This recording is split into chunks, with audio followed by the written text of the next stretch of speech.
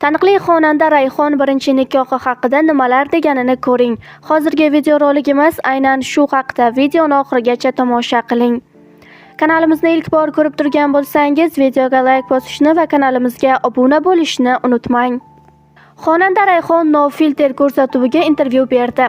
Intervyu davomida Rayhonga savol berildi. Birinchi nikohingiz, munosabatlaringiz qanday boshlandi va hammasi qanday yakunlandi?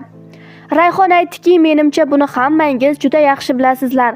Hammasi klip suratga olinishi jarayonida tanishishimiz bilan boshlandi. Klip suratga olinishi tugagan zahoti men va singlim dam olishga ketdik. Dam olish chog'ida menga telefonimga xabar keldi va unga shunday yozilgan edi: "Siz menga turmushga chiqasizmi?"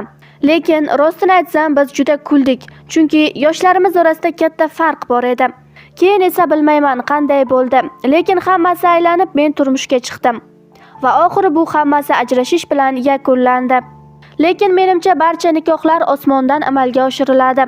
Biz esa o'zimiz ustimizdan hamkorlik qila olmaymiz va nima bo'lishidan qat'iy nazar men Allohga shukr qilaman. Shu nikohdan mening 2 ajoyib o'g'lim bor.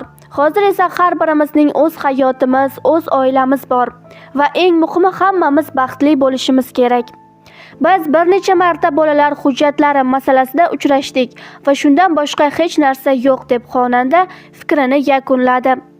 Shou biznes olamidagi eng so'nggi yangiliklar bizning kanalda. Bizni kuzatishda davom eting, biz sizga eng so'nggilarini taqdim etishda davom etamiz.